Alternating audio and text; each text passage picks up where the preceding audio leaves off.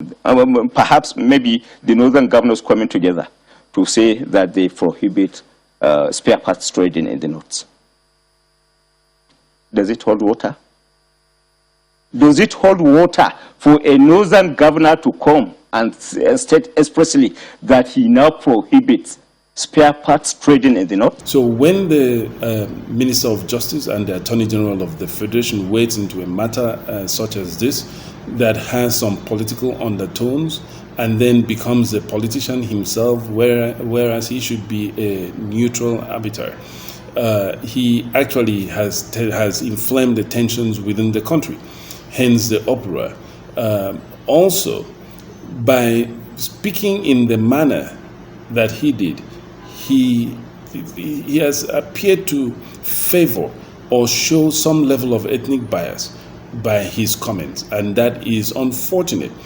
In total, to be very direct, his comments were childish.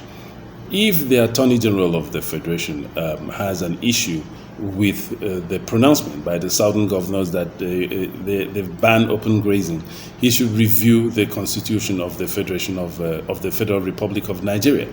If the review of the Constitution of the Federal Republic of Nigeria does not convince him that the authority is vested in the individual state governors, he can then go to court and challenge the authority of the governors to make such a pronouncement. But to make a biased statement that appears to some people to be in favor of an ethnic group is rather unfortunate, and generally it is not welcome, most significantly from a person such as a senior advocate of Nigeria. The utterance of Attorney General Malami, the utterance is to the effect that he tried to analogize the proposed ban on open grazing to spare parts business, to suggest that the proposed ban amounts to an infringement on Section 41 of the Constitution, which deals with freedom of movement. Those two arguments are ingenious, irresponsible to say the least. Owing to the incessant clash between farmers and herders and the growing insecurity which has spread to all parts of the country, 17 governors from the southern Nigeria in a meeting held last week resolved to place a ban on open grazing and movement of cattle by foot in the region. This directive is not a novel one, as other state governors have earlier placed a ban on open grazing in their respective states in other parts of the country, further urging the federal government to support state government to set up branches to aid the activities of herders who are also exposed to dangers of cattle rustling and banditry while herding their cattle.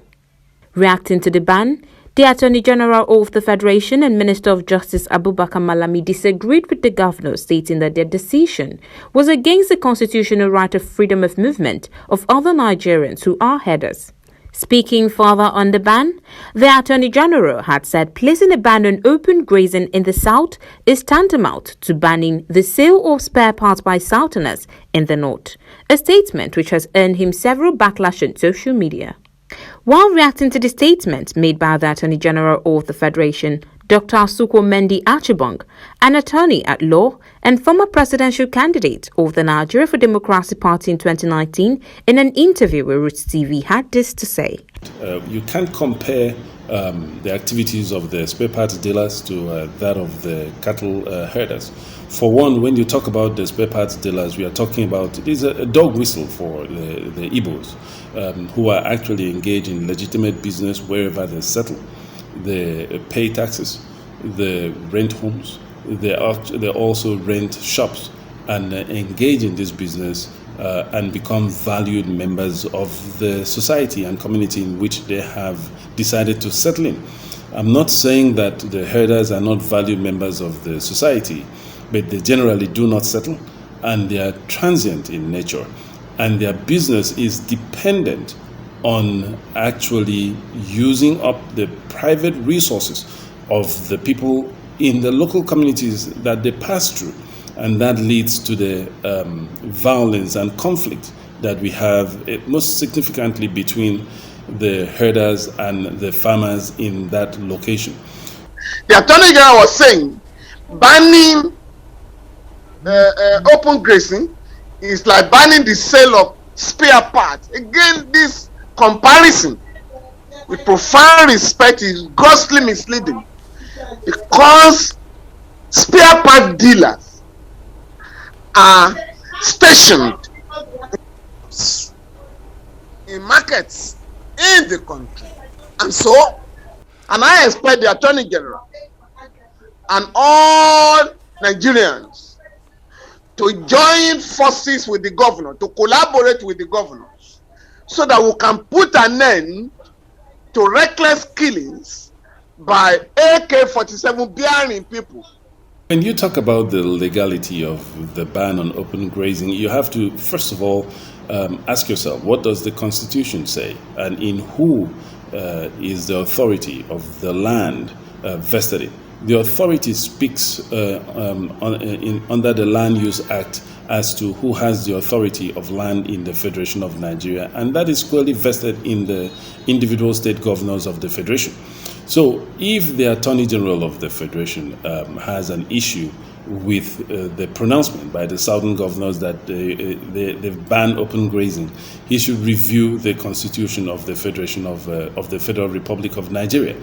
If the review of the Constitution of the Federal Republic of Nigeria does not convince him that the authority is vested in the individual state governors, he can then go to court and challenge the authority of the governors to make such a pronouncement.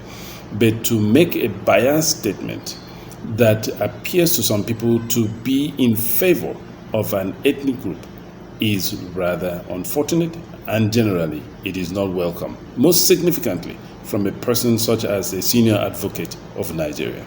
The Federation is already fragile in terms of the unity, in terms of the calls for secession, in terms of the calls for breakup, in terms of the expression of pain by the different ethnic groups in all sections of the country. So we have to be very, very careful when we are dealing with this ban on open grazing and how we are handling the cattle herders. Because this has been their business not just for the last 50 years or 100 years, but for generations. We are talking of hundreds of years. They've been practicing this way. It is their way of life. It is their culture. It is the only way that most of them do know. So we have to take this step by step. First of all, we have to educate them as to the demerits of open grazing and also the advantages of mechanized farming, most significantly mechanized animal husbandry. Bring them into understanding of how it will be beneficial to them, how it will be beneficial to the local people in the community, and how it will be beneficial to the generality of Nigerians. Once we do that, we bring to bear the resources of the federal government. Yes, it is significant that the federal government plays a part in this. They definitely do have a part to play, because they can bring their large purse to open up the resources financially and otherwise, so that the herders can actually take advantage of the financial incentives to move away from open grazing and other resources that might be available, and make the impact on them, on their private business, less than what it would be without the actions of the federal government.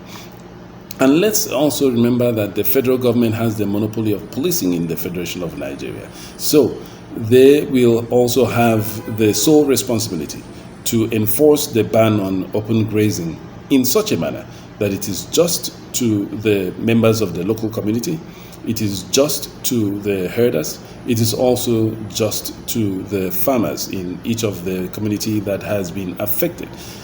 In sum total, what we want to see as Nigerians is a de-escalation of the tension in the Federation, and also we want to ensure that business thrives and that those who engage in business in Nigeria actually do see profit, even the cattle herders.